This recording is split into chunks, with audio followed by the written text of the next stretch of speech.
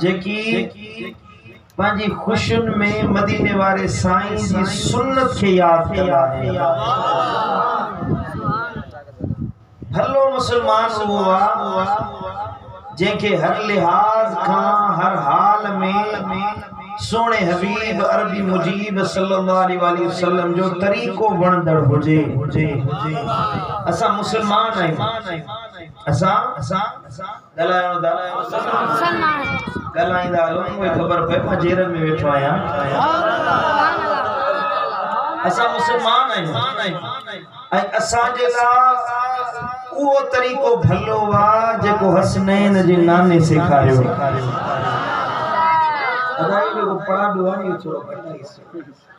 माण्हुनि खे आवाज़ सम्झ में अचे। मदीने वारे साईं जी सुन्नत मुझे लजपाल नबी जो तरीक़ो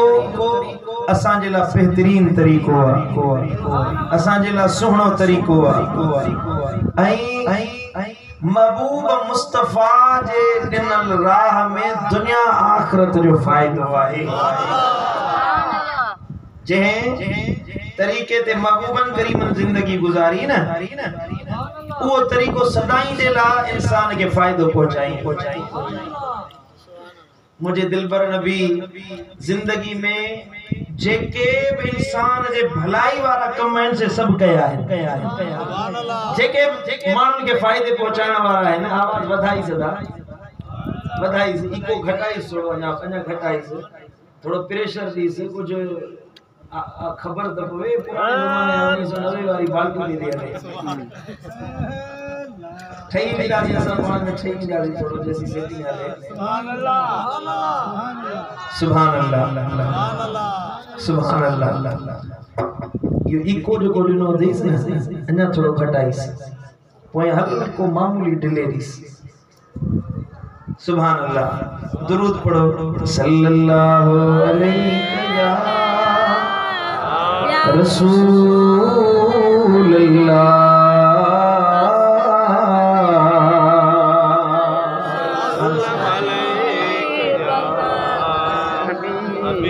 सुभान अल्लाह। मदीने वाले साईं जिंदगी जे गुज़ारी आ ईमान वारनि जे लाइ वो भलो तरीक़ो आहे। जीअं साईं करीमन जा तौर तरीक़ा आहिनि ऐं मूं अर्ज़ पे कयो त महबूबन करीमन हर वो कम कयो आहे जंहिंमें इंसान ज़ात जी भलाई आहे। साईं करीमन सल्लल्लाहु अलैहि वसल्लम असांजे लाइ भला सोना तरीक़ा छॾे विया। उन्हनि बेहतरीन तरीक़नि मां हिकिड़ो तरीक़ो निकाह बि आहे। निकाह शादी मदीने वारे साईं फरमायो त इहो निकाह तव्हांजे लाइ मूं मोहम्मद मुस्तफ़ा करीम जी सुन्नत आहे। दुनिया में घणा मज़हब थी गुज़रिया आहिनि ऐं आहिनि मौजूद आहिनि। हिन वक्त ज़मीन ते 4,500 मज़हब आहिनि।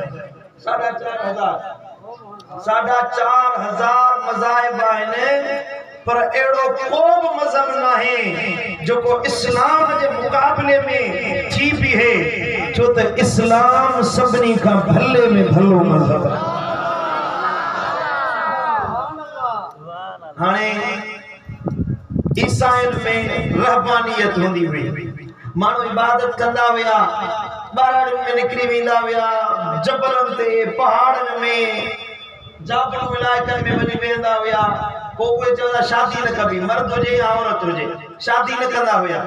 शादी खां बगैर वेही पंहिंजी नफ़्सा कशी कंदा हुया, चिल्ला कशी कंदा हुया, अकेला में वञी वेही रहंदा हुया। असांजे दीन इस्लाम में जॾहिं मदीने वारे साईं अमर फरमायो त मुंहिंजे मज़हब इस्लाम में दीन में रहबानियत नाहे। मुंहिंजो दीन इहो थो सेखारे त अल्लाह जी याद जे लाइ शहरनि खां ॿाहिरि निकिरी वञी ॿारनि में जबलनि में न वेहो बल्कि भलो मुसलमान हुआ। इस्लाम में मर्द हुआ रिजालुन ला तुलहीहिम तिजारतुन वला बैउन अन ज़िक्रिल्लाह। मर्द हुए हैं जिनके उन्हनि जी तिजारत खरीद फरोख्त अल्लाह जे ज़िक्र खां गाफ़िल न आहिनि कंदा। सुभान अल्लाह। मर्द हुए असां वटि यार मर्द वो बाबा जो पहलवान हुजे 4 शादियूं करे ऐं साईं मुंहिंजा 10 माण्हुनि खे दसे वञे इहो से मुंहिंजा मर्दानगी ने में आहे। पर कुरान तो फरमाए मर्दानगी इहा न आहे जेका तव्हां भाईया, मर्दानगी आहे जो उनखे दुनिया जो माहौल अल्लाह खां गाफ़िल न कंदो आहे। मोमिन हुआ जो हथकार सां दिल यार। सुभान अल्लाह। वरी जो सुभान अल्लाह। सुभान अल्लाह। जंहिंजो हथकार सां दिल यार। सुभान अल्लाह। मुंहिंजा मिठड़ा मुर्शिद शरीफ क़िबला दिल अमर साईं फरमाईंदा मां उज़्बेकिस्तान वियुसि। हज़रत ख्वाजा शहनशाह नक्शबंद ख्वाजा बहाउद्दीन नक्शबंद बुखारी रहमतुल्लाह अलैहि जी दरबार में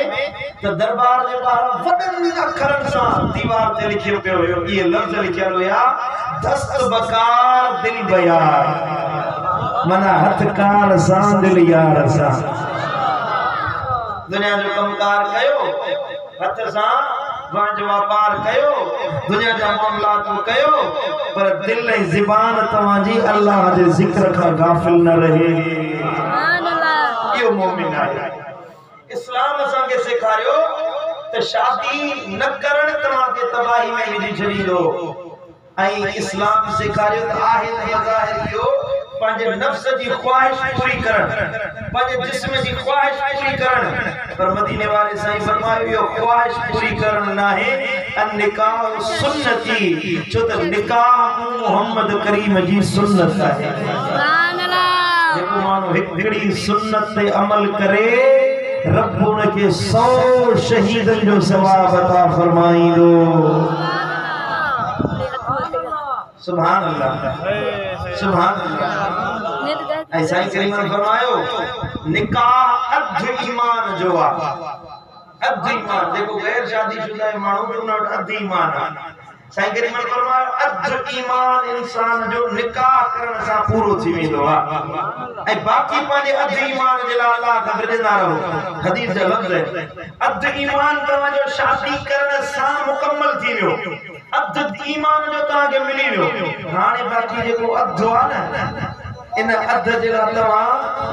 अल्लाह जी इबादत कयो, बंदगी कयो, उन जे लाइ कोशिश कयो त अल्लाह तव्हांजे ईमान खे कामिल करे। बाक़ी जेको निकाह करे मदीने वाले साईं फरमायो उन जो अध ईमान पूरो थी वेंदो आहे। सुभान अल्लाह। सुभान अल्लाह। ऐं इस्लाम असांखे सेखारे थो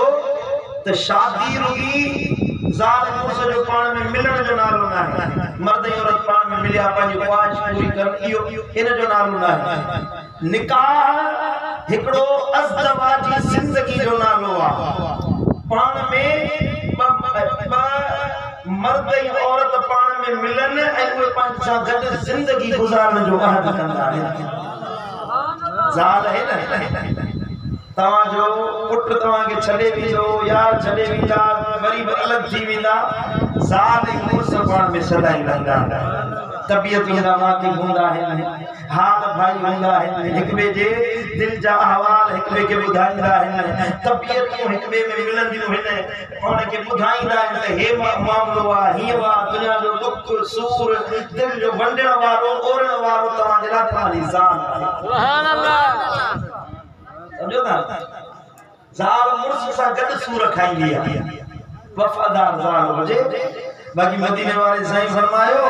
त जेकर पुछड़ी ज़ाल आहे त मोमिन बाने जे लाइ पुछड़ी ज़ाल वॾी बदनसीबी आहे। पुछड़ी ज़ाल बेफ़रमान ज़ाल तबियत मुवाफ़िक़ न हुजे न, इहा ज़ाल जहिड़े मोमिन बाने जे लाइ जहन्नम जी बाहि आहे। और जन वात पटियो आहे सब सताया वेठा है बच्चों के शादी इंसान जे जिस्मानी ख्वाहिशात के तो पूरो कंदी आहे, पर इंसान जे ईमान के वधाईंदी आहे, इंसान जे तबियत में उन में मजबूती पैदा कंदी आहे। ऐं शादी करण खां बाद में इंसान जे मथां जिम्मेदारियूं ईंदियूं आहिनि, उन जे मथां हुकूक कायम थींदा आहिनि, ज़ाल जा हक़ पूरा करणा आहिनि, उन जे लाइ उहो महिनत कंदो आहे। वरी औलाद थींदो, औलाद जे लाइ हक़ अदा करणा आहिनि, उन खां बाद में उन जे नफ़्स में मज़बूती पैदा थींदी आहे। जीअं जीअं उहो हुकूक जी अदायगी कंदो वेंदो आहे, तीअं तीअं उहो अल्लाह ताला जी रहमत जे क़रीब थींदो वेंदो आहे। मदीने वाले साईं फरमायो त तव्हां होॾा 100 साल इबादत कयो, मस्जिद में वेहो, मस्जिद में वेही रात जो सॼी रात जागी इबादत कयो, होॾा तव्हां घड़ी जो फिक्र कयो। घर में वेठा आहियो यार, घर वारी आहे, मथा ईद अचण वारी आहे, ईद उल अज़हा जी कुर्बानी भी करणी आहे, बच्चनि खे कपड़ा कोठी ॾियणा आहिनि, इन जा पैसा किथां ईंदा? इहो घड़ीअ जो फिक्र करण 100 सालनि जी इबादत खां वधीक अफ़ज़ल ऐं भलो आहे। मदीने वाले साईं फरमायो भले में भली ख़ैरात तव्हांजे घर वारनि में जेका थींदी आहे उहा आहे। असां में आदत आहे माण्हुनि जी खर्च कंदा यार दोस्तनि सां होटल ते मुंहिंजा कढ़ाई था खाऊं, अॼु हलो पार्टी था कयूं, पिकनिक ते था हलो, ज़ाल खे दाल खाराइण जे लाइ परवाह न वेठो। हा उन खे नथो चवां, घर वारी जे लाइ, बच्चनि जे लाइ कॾहिं चङो चोखो न ठाहींदो, न को सामान वठी ईंदो। मदीने वाले साईं फरमायो तव्हां जे लाइ भले में भली ख़ैरात ई आहे। होॾा मस्जिद ठारायो, मदरसो ठारायो, ग़रीबनि खे ॾियो, मिस्कीननि खे मानी खारायो, पाणी पियारियो, लटा कपड़ा अछो वठी ॾियो, होॾा पंहिंजे बच्चनि ते ख़र्च कयो। काइनात में पंहिंजे बच्चनि ते कयल ख़र्च खां वधीक भली ॿी का ख़ैरात आहे ई कोन्हे। सुभान अल्लाह, वरी जो सुभान अल्लाह, सुभान अल्लाह। ऐं अल्लाह जे क़ुरान फरमायो त अल्लाह ताला तव्हां ज़ाल ऐं मुड़स खे पैदा ईअं कयो आहे जो तव्हां ॿई हिक ॿिए मां सुकून हासिल कयो। ज़ाल ऐं मुड़स हिक ॿिए जे लाइ तस्कीन जो सबब आहिनि। केॾी महिल हो हुन झेड़ो बि थींदो, फसाद बि थींदो, विच में घणो वक़्तु हिकिड़ो माण्हू जोड़ो घणी देर रहंदो न त अणबणत थींदी आहे। इन जो मतिलबु इहो न आहे त ज़ाल झेड़ो करे त हुन जा विड़ी पओ, कुझु तूं सबुर कर, वरी ॿी ॻाल्हि त उहो सबुर करे, सब्र जो मादो पैदा कयो, हिक ॿिए खे बर्दाश्त कयो। इन बर्दाश्त करण में अल्लाह तव्हां जे लाइ सुकून रखायो आहे। मुझे ॻाल्हियूं सम्झो वारे हवा में जोड़ा मिले। सुभान अल्लाह।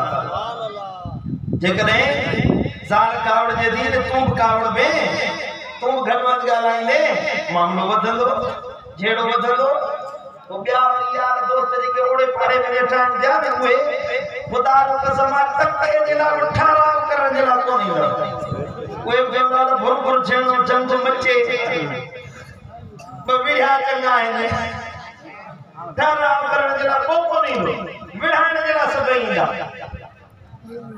तव्हां ज़ाल मुड़स पाण में जे सुकून चाहियो था, घर में तस्कीन चाहियो था, त हिक ॿिए खे बर्दाश्त कयो, हिक ॿिए जे गुस्से खे सहो। इहो गुस्सो सहंदो न, इन कावड़ खे सहण सां तव्हांजे घर में तस्कीन ऐं सुकून नाज़िल थींदो। हिन वक़्तु अक्सर तौर ते मां मदरसे में रहंदो आहियां, माण्हू मसला खणी ईंदा आहिनि फतवा पुछण जे लाइ। अक्सर तौर ते हिन वक़्तु जेको घणे में घणा मसला अचनि था, उहे ज़ाल मुड़स में तलाक जा मसला अचनि था। साईं पोइ ज़ाल खे घटि वधि ॻाल्हायो, पोइ कावड़ में तलाक ॾेई छॾीमांसि, संडालो कावड़ में हुयुसि, पोइ तलाक थी कोन थी। तलाक ख़ुशी में त केरु ॾींदो ई कोन्हे, कावड़ में ॾींदो आहे, ख़ुशी में ॾींदो आहे। तोखे केरु चयो कावड़ कर, तोखे केरु चयो त गुस्सो कर? मदीने वाले साईं फरमायो जॾहिं कावड़ अचेव न, वेठा हुजो त उथी बीहो, जे बीठल आहियो त वेही रहो या लेटी पओ। ये अञा घणी कावड़ आहे, नथी छॾे त उहा जाइ छॾे हलिया वञे। मदीने वाले साईं कावड़ के खत्म करण जो इलाज दस्यो आहे। जरूर ज़ाल में ॾींदी, केॾी महिल घर में का शइ छुटी थी पवे, उन जा हक़ आहिनि, घरवारी जा हक आहिनि उन्हनि हकनि खे अदा करणो आहे केॾी महिल तव्हांजी मजबूरी आहे उहा नथी सम्झी सघे तोखे ख़बर आहे त मुंहिंजी कमाई किथां थी थिए हुनखे पूरो नथो ॾेई सघां पैसो हुनखे नथो ॾेई सघां उहो गुस्सो कंदी इन जो मतिलबु इहो न आहे त असां तूं झेड़ो कर हुनखे सम्झा दयानी हे मामलो आहे थोरो सब्र कर मुंहिंजे हाल भाई थी मुंहिंजे हाल सां वाक़ुफ़ थी जेकॾहिं अञा कावड़ थी करे तूं घर खां ॿाहिरि निकिरी वञिजेस ताईं हमरा जो कावड़ थदी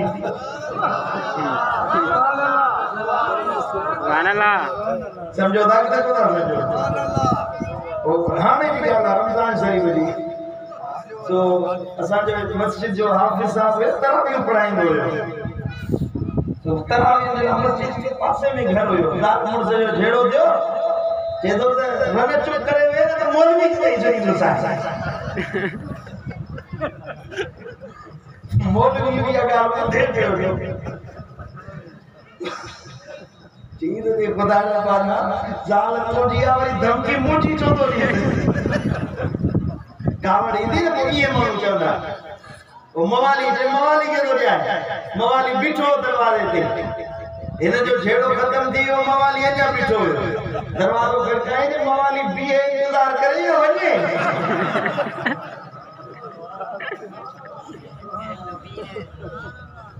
एड़ो हाल असांजे मुआशरे जो थियो आहे तव्हां बर्दाश्त कयो हिक ॿिए जे झेड़े खे कावड़ खे गुस्से खे बर्दाश्त कयो जंहिंमें बर्दाश्त आहे उन ॼण ज़िंदगी जो ई लज़्ज़त हासिल करे वरिती आहे समझो था कावड़ बि इंसान जे जिस्म जो हिकिड़ो हिस्सो आहे इंसान जी तबियत जो फितरत जो हिकिड़ो हिस्सो आहे गुस्सो ईंदो आहे पर उन जो मतिलबु इहो न आहे त तव्हां ज़ालुनि खे तलाक ॾेई छॾियो झेड़ो कयो फसाद कयो हिन में हिकिड़ो जोड़ो जेको जुड़े थो न पाण में इहो माना ॿ ख़ानदान पाण में जुड़ी था वञनि ॿ ॼणा शादी था कनि ॾिसो इस्लाम असांखे सेखारियो आहे हे यूरोप जो तरीक़ो न आहे बिना शादी जे रहो बाबा शादी जी ज़रूरत न आहे जेसीं पाण खे सम्झो पोइ साईं मुंहिंजा निकाह कयो या न कयो मर्द औरत पाण में रहनि मखलूत ज़िंदगी गुज़ारनि जे यूरोप में अॼु ताईं इहो ज़माने में माहौल राइज थी वियो आहे इस्लाम सेखारे थो त तव्हां पंहिंजी इहा जिस्म जी तस्कीन हलाल निकाह जे तरीक़े सां अपनायो हासिल कयो त इन में तव्हांजे ख़ानदानी फ़ाइदे जी ॻाल्हि आहे छो त इस्लाम तव्हांखे नुक़सान नथो पहुचाइण चाहे मदीने वारे साईं जी ज़िंदगी तव्हांखे दुनिया जो बि फ़ाइदो पहुचाइण चाहे थी त आख़िरत जो बि फ़ाइदो पहुचाइण चाहे थी सुभान अल्लाह अल्लाह ताला मर्द के औरत जेला बनायो आ औरत के मर्द जेला बनायो अल्लाह जे कुरान छा फरमायो रब जो कलाम तो फरमाए कुरान सलात पढ़ो तो बुधाया सल्लल्लाहु अलैहि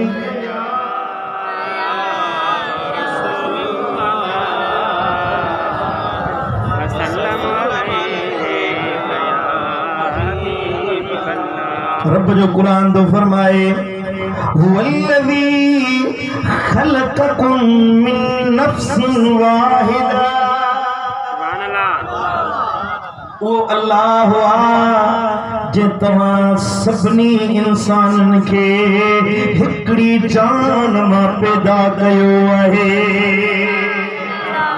ओ अल्लाह जे हिक जान मां तव्हांखे पैदा कयो उहा जान हज़रत सैयदना आदम अलैहिस्सलाम हुयो आदम के अल्लाह पैदा कयो सैयदना आदम अलैहिस्सलाम के रब कायनात पानी ऐं मिट्टी मजा पैदा तवज्जो चाहिंदुसि तव्हांजो पानी ऐं मिट्टी मजा मिट्टी ऐं पानी के ॻोयो वियो ऐं हबीबन फरमायो त आदम जी पानी ऐं मिट्टी ॻोहे अल्लाह रखे छॾी उहा पानी ऐं मिट्टी जी जो मजमूओ उहा रतोबत उहा ॻोहियल मिट्टी पई रही कई हज़ार साल गुज़री विया पोइ रब कायनात पंहिंजे मुबारक हथनि सां हज़रत आदम अलैहिस्सलाम जो उहो जिस्म ठाहियो पोतो ठाहियो इंसान जो हयूलो अल्लाह पंहिंजे हथन सां ठाहियो पंहिंजे कुदरत जे हथन सां हज़रत आदम जो जिस्म ठाहियईं पोइ आदम जे जिस्म में अल्लाह पंहिंजो रूह फूकियो आहे सुभान अल्लाह सुभान अल्लाह बस रिवायत में चए थो त जॾहिं मिट्टी आदम जी गॾु पई थिए त आदम अलैहिस्सलाम जी मिट्टी जमा कई वई पोइ ज़मीन जे हर हिस्से मां मिट्टी आंदी वई अफ्रीका में मिट्टी आंदी वई का कारी मिट्टी हुई का गाढ़ी मिट्टी हुई का अच्छी मिट्टी हुई का सांवरी मिट्टी हुई अल्लाह ताला हर मिट्टी जा अज्जा जमा करे हजरत सैयदना आदम अलैहिस्सलाम जो जिस्म जोड़ियो हुयो हिकड़े आदम जा औलाद जमीन में निहारियो को गोरो आ को कारो आ को अच्छो आ को सफेद आ को सांवरो आ को कड़काए रंग वारो आ को गंदमी रंग चेबो को बादामी रंग चेबो हर के जो पंजो पंजो रंग आ हर के जी पंजी पंजी सूरत आ अफ्रीका वारन जो रंग कारो कारा कारा कारा कारा वरी बकारा समझो ना वरी अमेरिका यूरोप वारन जा रंग अच्छा वरी असा जो हे जो एशिया जो इलाइको आ बरे सगीर जो हिन जो रंग कड़का हुआ अध अछो अध कारो दरमियानो अल्लाह ताला जी जोड़ा या आदम जे जिस्म में अल्लाह खासियत रखाई हुई जे मजा ये रंग पैदा थिया नस्ल पैदा थिया हबीबे किबरिया फरमायो पो आदम के जोड़े अल्लाह ताला उनमें रूह फूकियो हजरत आदम चो जिया जो मुझे जिस्म में रूह पियो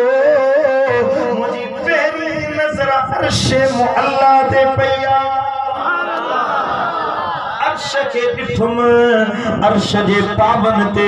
अर्श जे कुलगरन ते मूं डिठो त रब जे नाले सां मिठे मोहम्मद मुस्तफा जो नालो लिखियलु हुयो वरी जो सुभान अल्लाह सुभान अल्लाह सुभान अल्लाह तॾहिं साईं फरमायो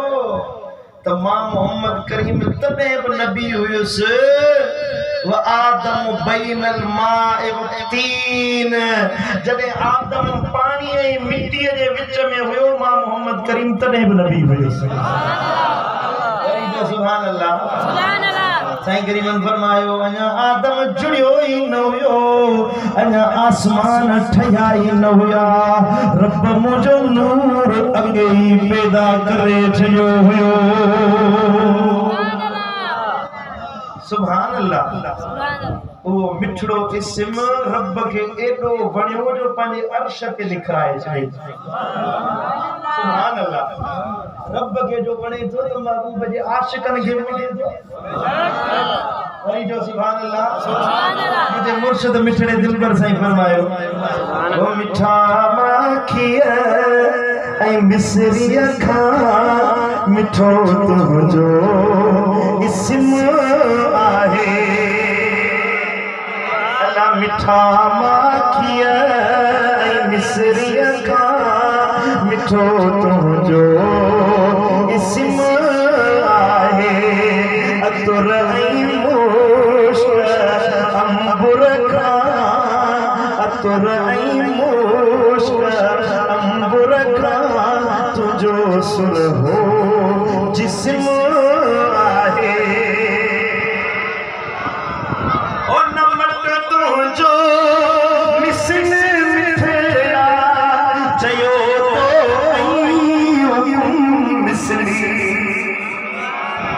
नमक तुंहिंजो मिसल मिठड़ा चयो मिसरी तू सोहणो सारी खलकत में है अल्लाह तू सोहणो सारी खलकत में हुस्न तो ते खत्म आहे सोहणो सारी खलकत में हुस्न तो ते खत्म आहे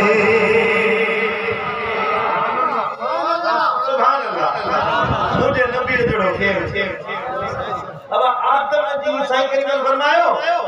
जे मानू के अल्लाह ठायो है न जो जिस्म जी मिट्टी जिथा निकती उते वो दफन थींदो ध्यान दे थोड़ो उडे घर परिवार तवज्जो मानू जी मिट्टी जिथा निकरंदी आ न उते वो दफन थींदो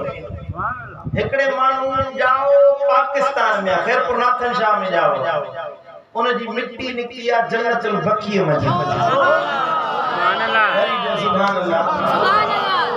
100 साल की जिंदगी आ 100 साल थियन मदीने शरीफ न वियो मरन दफन वरी जन्नतुल बकी में वरी अल्लाह एड़ो सबब ठाइंदो छो तो उन जी मिट्टी निकता निकती आ खमीर उन जो उता निकतो मुझे दिल पर नबी जो फरमान सही हदीस आ इंसान जी जिसा मिट्टी निकरंदी आ उता उन जो जिस्म ठयो आ उते वो दफन थींदो मदीने वाले साईं जो जिस्म बशरी जेको आ वो इन गुंबद खजरा वाली मिट्टी पाक मां ठया सुभान अल्लाह मदीने वाले साईं जो जिस्म अथर तवज्जो जो लतीफ गाल है मदीने वाले साईं जो जिस्म पाक जेको बशरी जिस्म होयो वो जे मिट्टी मां ठयो वो रोज़े अनवर गुंबद खजरा वाली मिट्टी आ या गुंबद खजरा वाली मिट्टी जिते मदीने वाले साईं जो जिस्म अथर लगला असा सुन्नियुन जो अकीदो आ त या मिट्टी पूरी दुनिया का अफजल आ काबे का अफजल आ बैतुल मक़दस का अफजल आ बैतुल मामूर का अफजल आ पर इमाम समहूदी ते ये फरमायो आ त अर्श मुअल्ला का भैया मिट्टी वधिक अफजल आहे सुभान अल्लाह ए वरी मदीने वाले साईं साहब फरमायो या हदीस अति ताई पजो न मदीने पाक सुभान अल्लाह रब कंदो हली दिसनासी बाबू सलाम दाखिल थी जिए जो जन्नतुल बकी जो पेटो दरवाजो ईंदो उते साए बोर्ड ते सुनहरी अखरन सा लिखल आ त मां बैन बैती व मिंबरी रातुन मिन रियादिल जन्नत मुझे मिंबर जे विच वारो हिस्सो अल्लाह ताला जन्नत जे बागन में जा एक बाग बनायो है माना के चेरे जन्नत दिसनिया हिन ज़मीन ते जन्नत दिसनिया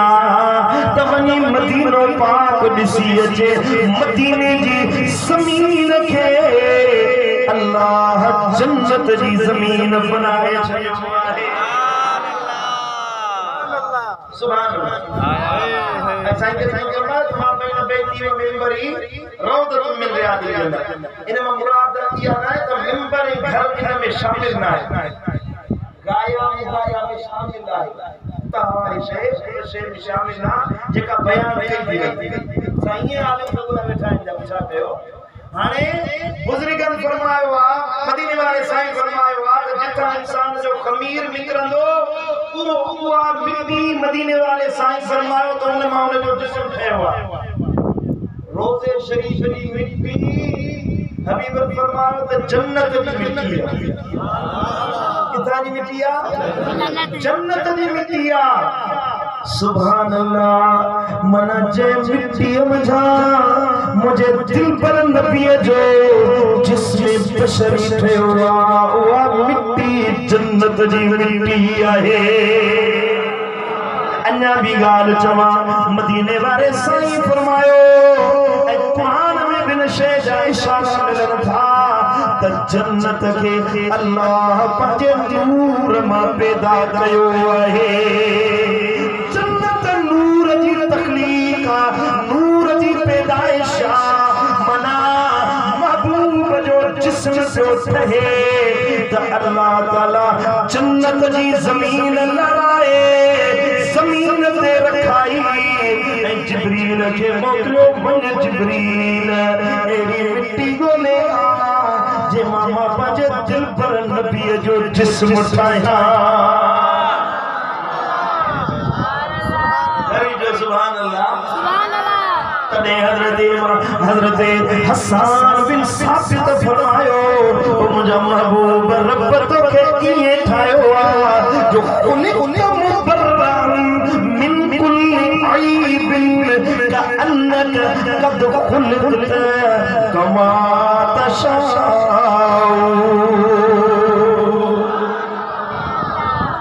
माना चाहे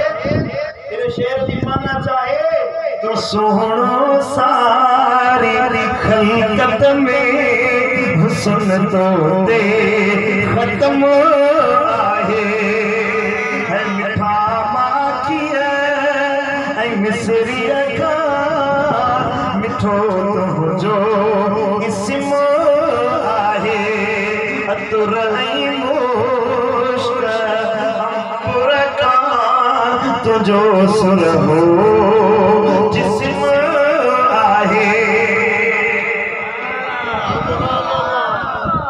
सुभान अल्लाह। ओ कोई अहवाल उम्मत जो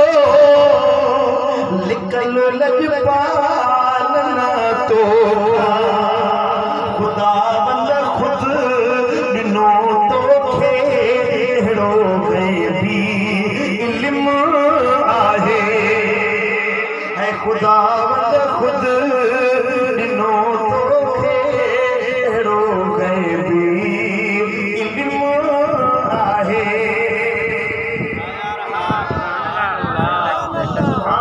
सुभान अल्लाह सल्लल्लाहु अलैहि वसल्लम।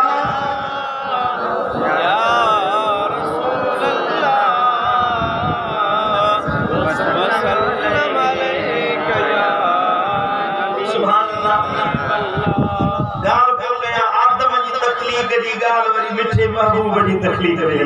सुभान अल्लाह सुभान अल्लाह। आदम अलैहिस्सलाम रब फरमायो अल्लाह अपने हथन से आदम के ठायो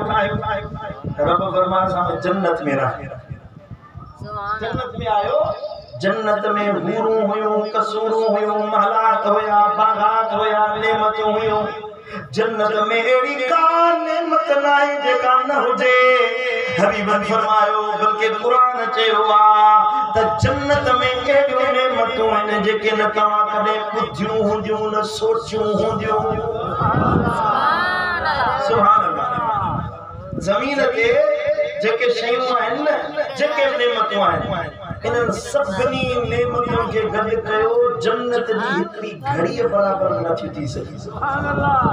जन्नत जूं नेमतूं एॾियूं आला थकड़ी आयो। मां रात कोहिस्तान में ट्रेनिंग बलूचिस्तान हुयसि। सुबह जो फजर नमाज ते 4:15 बजे घर पहुता फजलाबाद शरीफ। वरी जुम्मो पढ़ाए वरी हेॾे आयो था। मां ॾिसो केॾे ज़ौक़ सां तव्हांखे महबूब जो शान सुणायां थो। सुभान अल्लाह। कहानी सुभान अल्लाह वो धरवारी थी निकिरे। सुभान अल्लाह। खुशी था जो सुभान अल्लाह सुभान अल्लाह। जन्नत जी नेमत दा मामूली नाहे। महबूब करीम फरमायो जंहिंखे जन्नत में हिकिड़े डंदण रखण जेतिरी जाइ मिले। सुभान अल्लाह। मेरे जीवन हे पेन मुंहिंजे हथ में कलम आ डंदण में एतिरो ई रखंदा आहियूं। मुझे डंदण एतिरो ई आहे। हेतिरी जाइ महबूबन फरमायो जंहिंखे हेतिरी जाइ जन्नत में मिले उहा दुनिया माफिया खां वधीक भली वधीक अफज़ल हिते ज़मीन में प्लाट ख़रीद करी बंगला हली जायदाद उठाई वरी फुट इंच ते छेड़ा कंदो।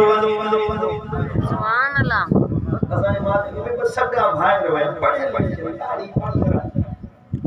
प्लाट हुयो उन जो ॿिनी भाइरनि जो गॾु सगा भाइर हुया। ये गॾु हुयो हिकिड़े भाउ भित खणाई त 3 इंच सिर जेका आहे सा उन ॿिए भाउ जी दीवार में अची वई। साईं रोड ते विड़ी पिया पाण अॼु दाढ़ी में अची वेठा तो मुंहिंजी प्लाट ते कब्ज़ो कयो। अरे बुढ़ा जमाना कारो ओड़ो सॼो गॾु थी वियो त हे छा आहे? ट्रे इंच जला पजा भायर पाण में मिड़ीदा बोन हया शर्म नाही पंजी इज्जत लज जो ख्याल नाही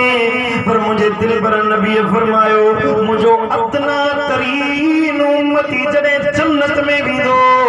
उनके अल्लाह सुलेमान अलैहिस्सलाम जेड़ियों 70 बादशाहियों अता फरमाईंदो घट अमल करने वारो जेको वधिक अमल करे उन जा दर्जा ले छाहिन अलाए केड़ा मकाम हिन वा बी गाला नबी सोने फरमायो जन्नत जो नेमतूं जेके तवा न कदे बुधियूं हुजूं न ॾिठियूं हुजूं न सोचियूं हुजूं आदम अलैहिस्सलाम जन्नत में वेठो नेमतूं में से पियो जिक्र क्यों करे पर जन्नत में बैठो उबाण को बैठो तवज्जो है जन्नत में बैठो उबाण को बैठो अल्लाह ताला जे आज़म केड़ी परेशानी थई छातो सोची जे मुझा मौला हर शे जो ते जोड़ो जोड़ो वा हर शे जी जिन्स मुजी जिन्स कोनेगा सुभान अल्लाह सुभान अल्लाह गरी जो सुभान अल्लाह हर शे जी इंसान सजो जोड़ो कोने दिसो साल की अहमियत के दिया हे जन्नत जो नेमत जैसा सजो कुरान भरियो पियो सोचने दी गाल मजाक नहीं जाए ते पर सोचने दी गाल जन्नत जेडी नेमतुन जेड़ा कुरान केतरो सारायो आदम जन्नत में बैठो तने परेशान बैठो रब के तो रब मुझे जोड़ कोने सुभान अल्लाह मना साल जेड़ी नेमत जन्नत में उबाण को करे जरे जरे मता ये समझी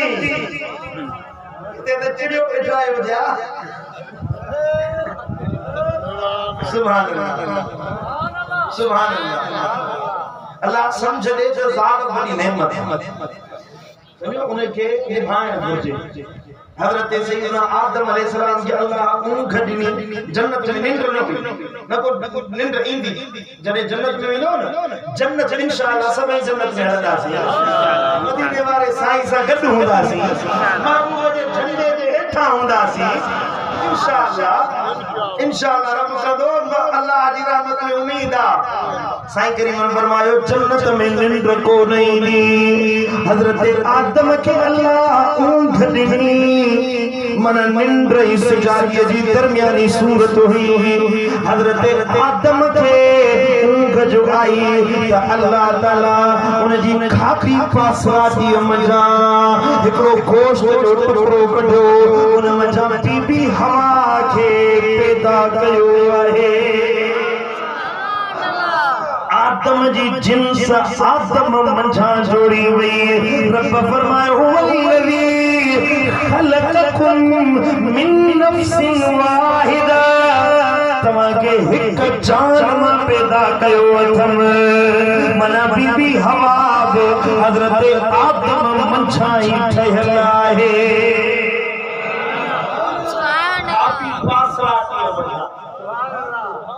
खाबी पासरा की ट्रेडी है हर इन खाबी पासरा दी सिद्धो करो टुटी पड़ी सीधी केडी मेहनत कयो केमिकल इस्तेमाल कयो यो हलो जेको आ न ये ट्रेडो तो ये सिद्धो करे ते टिड़की पड़ो टुटी पड़ो या औरत में ट्रेड दुनिया जमाने का वठी को है गरी जो सुभान अल्लाह या ट्रेड अच्छे मजे देरो जतो पांची गाल मजाने पे आदम का मन रही त दानो थोड़े मने खा शैतान जो हसर हजरत आदम दे कोन हलियो बीबी हवा दे रही समझो था दानो खा रही यो ट्रेड जे का उन जमाने का वठी आ आदम जी अख जो खुली हसीन माजबी बीबी हवा सान जो हुस्न बेमिसाल अम्मा साने सामू बैठी है अम्मा जी दी सामू बैठी आदम जो डिठो दिल में कशिश पैदा थी हम जिनस माजी जो डिठई त वेझो वधियो अल्लाह फरमायो आदम इए वेझो न वञे इए तुझो वेझो वञण जायज़ न है मौला छा हुकुम रब फरमायो हवा दे वेझो भी दे तो उनका अग में तोखे हक महर अदा करणो पवंदो निकाह का अग में हक महर अदा कबो हर मुसलमान ते फर्ज ईजाब कबूल है हक महर टे शयूं निकाह में फर्ज है ईजाब कबूल है हक महर ये टे शयूं न हुंदियूं निकाह थींदो ही कोन समझो था बाकी क्यों जेके महफिलूं भट काज सही मुझा जलसा या खुतबा या मौलवी जी वरिया देता उन्हनि के जरा पैसा कमाना है वो वे हारे वोट गवारी पंज कलमा सत कलमा पढ़ाईंदा चवंदा ते नौ मुसलमान लगे ते मुसलमान करे त निकाह को पढ़े समझो था ना ये मौलवी जी पंहिंजी रोज़ी जो सबब आहे ईजाब कबूल है हक महर बाकी जो कलमा पढ़ाईंदा है ना ये तो ताके खिलाने जे मोहना लफ्ज चया जो आलिम सदुरा जे को कलमो पढ़ाईंदा है इन में मतलब यो को नई जिंदगी शुरू जो करे तो उनके ताइब कराइन गुनाहन का माफी वठाइन जे नई जिंदगी शुरू करे पनी जाल सा तो पाक साफ सुथरो थी गुनाहन का अजो थी पो नई जिंदगी की शुरुआत इन सबब यो उलमा इकराम जो निकाह का में कलमा पढ़ाईंदा इन सबब यो समझो था कि कोन समझो सुभान अल्लाह और असा ठट्टे में पढ़दा हुआसी उस्ताद मुफ्ती अब्दुल रहमान साईं मुफ्ती साहब बताया जी सही महीनों खणक में शादी कई हुई सी वो शादी तो थी वही पर मौला का निकाह पढ़ाइण विसरी वियो निकाह पढ़ाइण कोन इजाब कबूल कोन जो हलिया विया को या केस के मूवियूं भरजो वो मूवी आई के माण्हू ॾिठी या मूवी चई त निकाह त मौला का पढ़ाए कोने निकाह कयो तो पो खबर पई निकाह थियो कोने को पो वरी साईं वटाया उस्ताद साहब वेही निकाह पढ़ायो ए महीनो सॼो इए पे कया सुभान अल्लाह मुफ्त में वंगार समझो था ना असा जो मुआशरो ॾिसो केॾो ख़राब थी वियो मजाक जी ॻाल्हि न आहे पर इहा सोचण जी ॻाल्हि आहे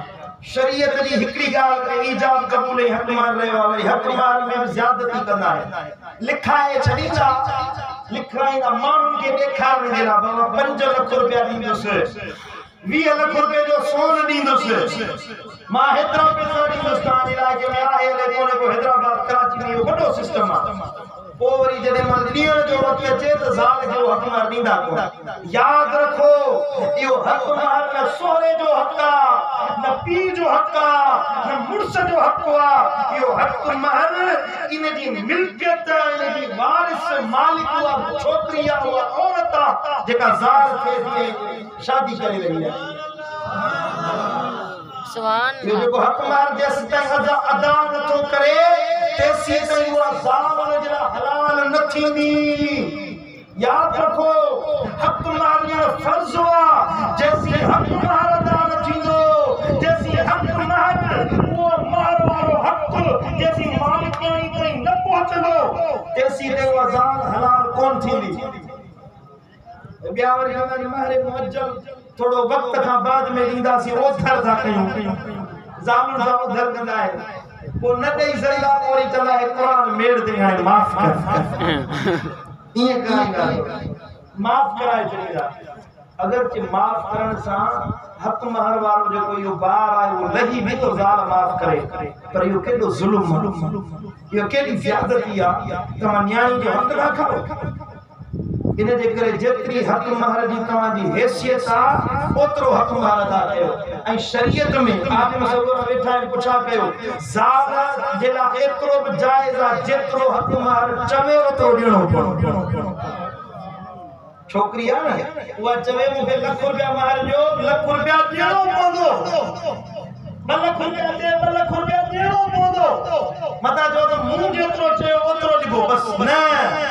मुड़ुस जेतिरो ॾे ओतिरो न ज़ाल खे क़बूल हुजे त 3000 रुपया सोन तोखे ॾिनो आहे इहो महर क़बूल अथई या न ये कबूल न थस चो अने वधाए जो तो मुर्स जे मथा लाज़िमा तो उमर वधाए दे घणा जा मुझे कुछ भी पवंदा कल मरिया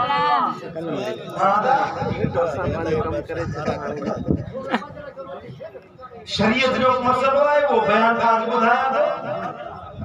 हक जी गाल है ना हक जी गाल आयो कनो पवंदो या असाने मायुन के खबर कोन दो शरई मसले जी ता बुधाई यो बच्चा ब्यायो थिया जे यान के खबर पे थी वई तो जो जीवन जंजाल करे चली लाइव वाले थी साईं ऐ पियो मसलो बुधायो वने राजी हो जो तो बुधाया बार पालना है ना बार पालना औलाद पुट थिन था न्याणी थिन जो औलाद इयो बार पालना जाल जो हक ना है मुर्स जो हक शरीयत में मुर्स जो हक आ तो वो बार के पाले उन्होंने बच्चन की तरबियत करे परवरिश करे जे जाल दे हवाले करे तो वो पाले तो उनके ओतरो खर्च दे ओतरा पैसा दे महीने जो जेतरो खर्च थे जो अटे जो लटे जो धोरण जो मेहनत मजदूरी जो वो उनके मथा फर्ज हो तो पाले बच्चन की वो पालना करे दी तो ओतरा पैसा दे जेके अरबन में रही आया है ना उनके खबर होंदी दिसंदो तो जाल का वधी के बार के कुल्हे ते अरब खे बैठा होंदा है खीर जी फीडर हाथ में होंदी है खीसे में पे होंदी है अरबस्तान में लेके रही आया है उनके खबर है सुभान अल्लाह तो बारन के पार्टी होता असा जी जान जो असाते इंसान असा जी सिंधी औरतों जो जिन के अखर में अल्लाह हया रखायो वा जो मुर्सन जो अदब थियो कन एदी वडी जिम्मेदारी पाजे सिर ते खयो बैठो है समझो दा कि नथा समझो हजरत उमर साईं फारूक आजम से देखो मानू आयो जान धड़का झेड़ो गईस सो हजरत उमर साईं वट आयो फैसले करान जरा वना जान जो फैसलो वठी ना रोज मुसा झेड़ो थी करे उमर साईं वट आयो दरवाजे ते अचे उमर साईं जो खड़काने जी कई अंदरा जो ॿुधई तो उमर साईं जी घर वाली फारूक आजम सा झेड़े मिले सुभान अल्लाह हजरत उमर साईं से जो हाल जोड़ी ठई चई दे उमर दे फैसलो कराण आयो हाने हे हिन सा पांजी साल कंदी ठे मुजी साल एकड़ो मोट कोई थे वापस जो मोटियो अना पलटियो हजरत उमर साईं बाहर निकतो फारूक आजम ओ अमीरुल मोमिनीन उमर फारूक बाहर निकतो त साईं ने के घुरायो आयो हुयो वरी बिना के सवाल करण जे वने तो छा सबब हुयो घुरायो जे साईं आयो हुयो से पानी जाल जो फैसलो वठण जे ला केवला तो हाने घर में पादे में मसलो तो पिया मुजो मसलो किदा हल करे हजरत उमर साईं फरमायो बराबर गाल सही दो पर दिस ये जाल असा जे कपड़न धोण जे ला असा न्यू धोबियानियो ये जालू मानी पचाण जे ला असा जो बोरचानियो है असा जे घरन के साफ करण जे ला असा जो भंगियानियो है असा जे पारन के पालन जे ला दानियो है एदा एहसान कंजो भला जे बल्लभ जगा आए ना सा बर्दाश्त कयूं दे इन में कड़ो दो थी वरी जो सुभान अल्लाह मौलवी घणे भाई एडी गालियूं तकरीर में कोन बुधाईंदा आहिनि ताके बुधाया थो तो शरीयत सिखो मुझे मुस्तफा करीम जो तरीको सिखो गालियूं घणन जीवले कोन थी वणे पढ़ो सल्लल्लाहु अलैहि या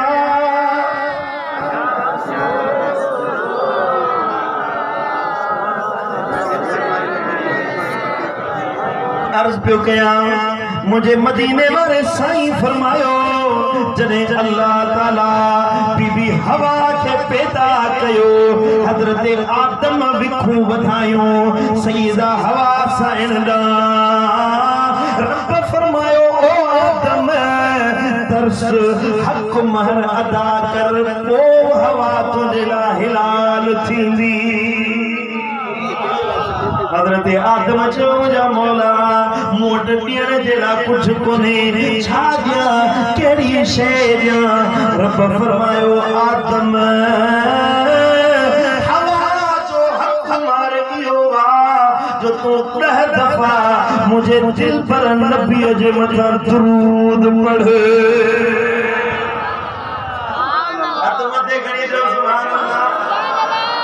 मना इंसान सात जी पैदाइश मानू जी पैदाइश जेका थिया सा मदीने वाले साईं जे दुरूद पढ़ण जे सदके थिया है। बीबी हवा हजरत आदम जे निगाह में आई त हक महर 10 दफा मुझे नबी जे मथा दुरूद पायो यो दुरूद पढ़ी। अल्लाह ताला फरमायो हाने हवा तुझे ला हिलाल। सुभान अल्लाह। तू जिबे निहारी दे मुझे मुस्तफा नजर ईंदे पासे नजर फिराई दे उते मुझे दिल पर नबी जो नूर नजर ईंदे। जे आदम जी तखलीक के ॾिसंदे जे हवा जी पैदाइश के ॾिसंदे आदम जे निकाह के ॾिसंदे जन्नत में हुअण या लहण ॾिसंदे चेनी पासे तोखे मुझे मिठे मोहम्मद मुस्तफा जो शान असमत ऐं मुस्तफा करीम जी रिफ़त हर जाए ते तोखे नज़र ईंदी। सुभान अल्लाह। मुझे दिल पर साईं वरी फरमायो ओ जे मथे ते ताज लला की अर्श परी छो रब जो मुला की सुहन जो सरदार मोहम्मद जो सल्लल्लाहु अलैहि वसल्लम दिलियन जो दिलदार मोहम्मद दिलियन जो दिलदार मोहम्मद सल्लल्लाहु अलैहि वसल्लम मुझे अखियन जो ठार मोहम्मद जो ठार मोहम्मद सभई जो सल्लल्लाहु अलैहि वसल्लम ओ जंहिंजी निशानी नूर निशान पर जो मुश्क ऐं अंबर ओ जंहिंजी निशानी नूर निशान पर जो मुश्क ऐं अंबर सुहन जो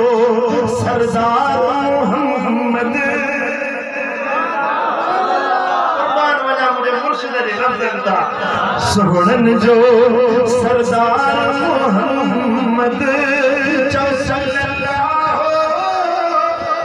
अलैहि वसल्लम। सुभान अल्लाह सुभान अल्लाह। शैतान आयो जे विस्वे साबित है आदमी के दाणो खा झलियो दई न इन जे लाइ तोखे लाहे पर दाणो खाई में सदाई जन्नत में होवे। आदम अलैहिस्सलाम चयो त दाणो रब झलियो मां कोन खाईंदुसि लानत जी शैतान के करे करे शैतान आयो बीबी दुआ साया औरत ज़ात मजबूर है ऐसा ही किसी ने फरमायो त औरत की शाहिदी अध बराबर मर्द जे अध बराबर मर्द शाहिदी दे तो उन जाए ते ब औरतों शाहिदी दी तड़े कबूल करे छो तो औरत मर्द जे अध बराबर छो तो जो अकुल फहम दानाई दिखाए न भली केडी होशियार थी वने पर मर्द जे बराबर न थींदी। बीबी हवा साईं के विस्वी साबित थई बीबी साण पाण दाणो खाधो आदम के खाए ओ या पहली मर्द जी गलती आहे जेका औरत जे करे थी आहे। समझो था हजरत आदम अलैहिस्सलाम त गुनाह का पाक का मासूम पर सहल जेका थी हुई अल्लाह ताला तकदीर में लिखियो हो ये थियणो हो। अल्लाह ताला लिखियो हो आदम लहंदो जमीन ते हे हेलो जहान पैदा थींदो असा इस मस्जिद में वेंदासी सैयद ज़ादे जे आस्थाने ते वेही मदीने वाले साईं जो शान बयान कंदासी। लिखियल हुयो इन में हज़रत आदम अलैहिस्सलाम जो को कसूर ना है पर यो दानो अल्लाह ताला सा के सेखारियो पे तो इब्तिदाई इन हाल में थिया जो औरत जात जेका है ना वो अधूरिया उन जा मामलात मता तवा के गलत रस्ते ते वठी वजन तवा बुर्दबार छो मदीने वाले साईं जी सुन्नत के करे न छडियो वो कस वठो जेको मदीने वाले साईं सेखारियो ये कंदो तपो तवा दिला चाहे अल्लाह तो फरमाए वजअल मिनहा ज़ौजहा को जमीन में अल्लाह ताला तवा दिला जोड़ा ठाया है तवा दिला जालू ठाए तवा दिला जोड़ो ठाए जाल इन दिला ठाए ले यस्कुन इलैहा जे तवा जाल मजा सुकून हासिल करे सको जालू तस्कीने नफ्स जेला अल्लाह ताला पैदा करियो है इन मुराद या ना तो ख्वाहिशात नफ्स पैदा की बस ख्वाहिश पूरी कर ना जिंदगी जो खुशियों न जोड़े के निभाण सा ॾिसो न जंहिंजी ज़ाल सां जहिड़ो हुजे मुंहं ते मुर्क नज़र नहीं न वणे या दोस्त वेठा हूंदा खिलंदा मज़ाक वेठा करना हे यार छा मसलो आहे यार छा ॻाल्हि छॾे ॾे ज़ाल सां जहिड़ो करे हर तोखे चयो कि वञी ज़ाल सां जहिड़ो चुप करे में सब्र करण वारनि जे लाइ अल्लाह फरमाए इन्नल्लाह मस्साबिरीन अल्लाह सब्र करण वारनि सां गॾु आहे पुट जे ज़िंदगी में सुकून चाहियो था जिंदगी में आसाइश चाहियो था तो इने जिंदगी गुजारियो जीअं मदीने वाले साईं जिंदगी गुजारियो एकड़ी बीबी साईं जे घर में हलवो ठयो ॾाढो लज़ीज़ हलवो हुयो उम्महातुल मोमिनीन में जा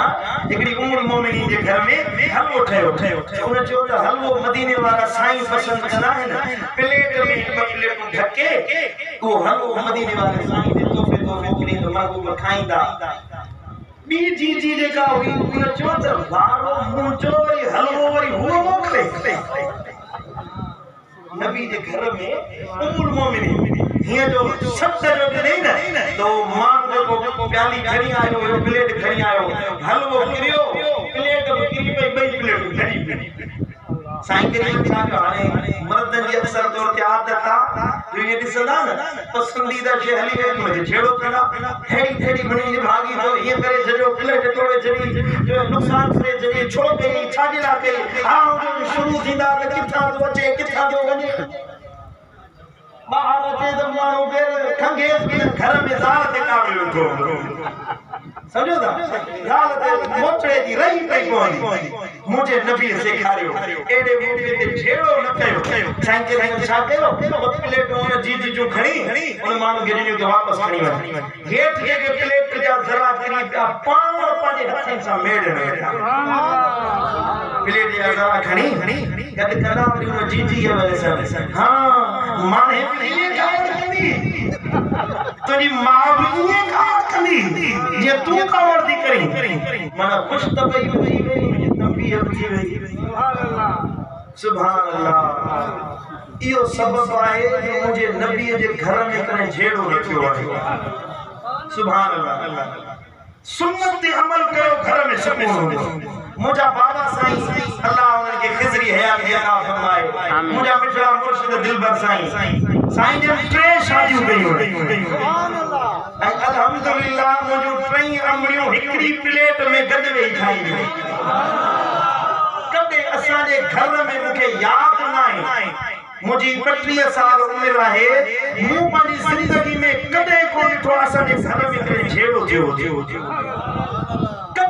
जिंदगी में मां अज ताईं अल्लाह जे घर में बैठो आया अल्लाह वाले जे आस्थाने ते बैठो आया मुखे याद ना है असा जे घर में करे छेड़ो थियो सबब इहो आहे जो मुंहिंजा मुर्शिद मिठड़ा दिलबर साईं हमेशा जिंदगी में उहो कम कंदा आहिनि जेको सुन्नत जे मुवाफ़िक़ मिसाल देने जो सबब इहो आहे मुझे सामने इहो मिसाल आहे मुझे मुर्शिद जी जिंदगी मुझा मिठा ओ खैरपुल्लाह शाह वारो ए मुस्तफा करीम जा आशिको सुन्नी गयूर मुसलमानो तमाम जे महबूब जी सुन्नत के चमड़ी पो इंशाअल्लाह जिंदगी में करे को दुखियो डी कौन ॾिसंदो अमल कबो कि न कौन कबो सुन्नत ते अमल कयो त अल्लाह राज़ी थे अल्लाह जो हबीब शो राज़ी थे रब मुझो चवण तमा जो गुज़र पानी बारगाह अक़दस में कबूल मंज़ूर फरमाए हिकड़ी आयत पढ़े पूरो 1.5 सवा कलाक गुज़री वियो मां थकजी पियो ता कौन थक जाए मां थकजी पियो जिंदगी रही तो वही दे मेरे कचहरी कभी अल्लाह मुझो चवण तमा जो गुज़र पानी बारगाह अक़दस में कबूल मंज़ूर फरमाए व मा अलैना इल्लल बलागुल मुबीन अल्लाहुम्मा सल्लि अला हबीबिना मुहम्मद व आलिहि व सहबिहि अजमईन अल्लाह